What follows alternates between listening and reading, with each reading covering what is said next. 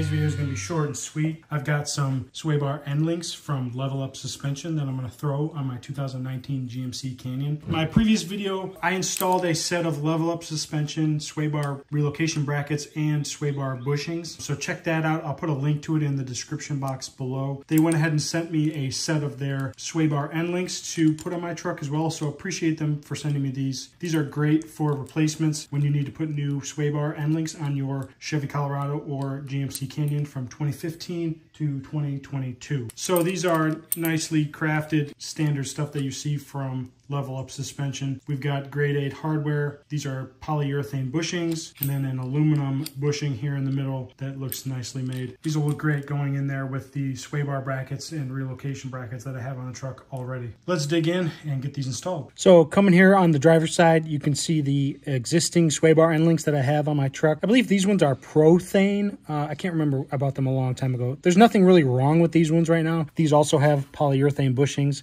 but since Level Up was nice enough to send me theirs, why not swap them in so that they match all of the other stuff that I've gotten here. Right there is the Level Up Suspension relocation bracket and their sway bar bracket. Some of the grease is just oozing out. That's okay. It's going to happen. These new sway bar brackets they have are so much better than the stock ones because that sway bar can now freely move in there. I definitely noticed a difference in the ride quality after installing those. So I'm going to go ahead and get these ones installed. And I don't remember what the OEM size of the hardware is, but my Prothanes are also 14 millimeters. So whatever size yours is, you can just take them off and then swap in the new ones.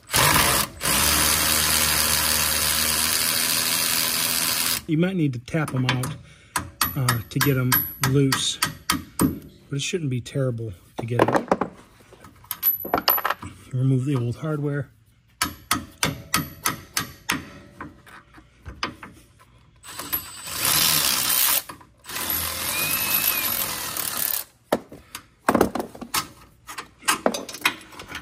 You can see these ones rusted out a little bit. I might need to go to the other side. Oh, no, that came right out. Look at that. Now, when you go to install your new sway bar end link and you can't fit it between the sway bar and the lower control arm, you need to loosen the other side a little bit so that you get a little play here. Because right now, the other side of the sway bar is being held down and that creates tension. So let's see where we're at with how it's currently sitting. And if I got to loosen the other side, I will. So you need to disassemble the whole thing to get it in place. You want to have one of these washers, and these are like concave. I don't know if you can tell on camera here, but so that the rounded part is going towards the bottom of the truck. So it's like a dish. This is how you want it to be for the bottom, and then you put the washer on. Then the bushing goes oriented as I have it now with this little lip facing up and feed it into its spot here. And then you have to sort of put it together as you go. So the next bushing, you want the lip facing down, like that. And then the next washer, you want the dish facing the ground.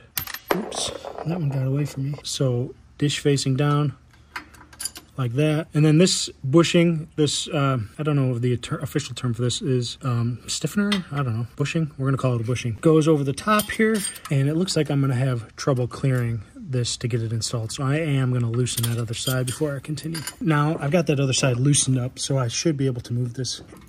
There we go. Now I got it loosened. That'll give me enough room to assemble this side. And I'm not going to tighten it down because I'll run into the same problem on the other side when I assemble that one. So I've got washer with the dish facing up, bushing with the little lip facing up. Now we're taking the next bushing, lip facing down, slide it down, washer with dish facing down.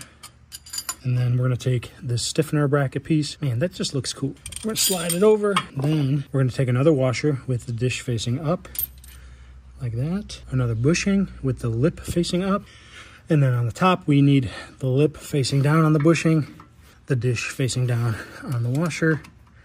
I'm going to take our nylock nut and thread it into place. It would be easier if you remove the tires to do this, but you kind of need the suspension to be loaded to do this. So you'd have to take the tires off and then put the lower control arms on jack stands to load the suspension. It's more work than I prefer. And I'm not going to tighten this because I need a little bit of play on the sway bar to get the other side. So I'm going to swap over there now and do that one. So like I said, I already loosened this one, so I'm going to start taking it apart.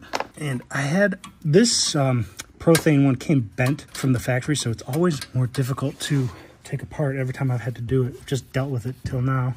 So what's happening is this sleeve that's on this bolt is stuck in here, and I've lubricated it before the last time I took it off, but it's still stuck, so I just need to work it off. Yeah, so these are the previous ones that I had on the truck, and they actually came bent when I bought them. You can see that rod, that bolt has a bend in it. I've tried to straighten it out, but no luck. I've just dealt with it until now, but, you know, whatever. It didn't hurt anything. I guess it's a reason to replace them. All right, so now we can put in our level up ones, and they feed in the same way. Lip down, dish down, spacer, dish up, lip up. And then we can pull this down in place. Lip down, dish down, nylock, nut, threaded.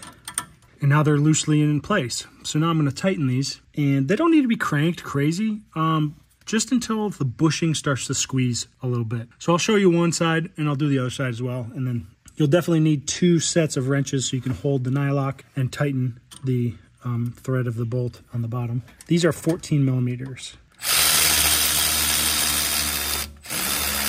So we've got them sort of tightened up.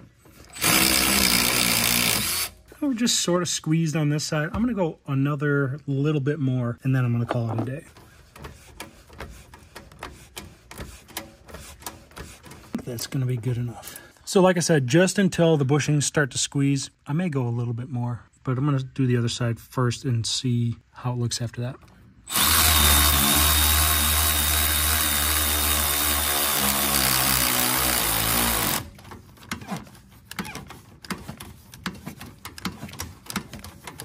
So that's it for today's video.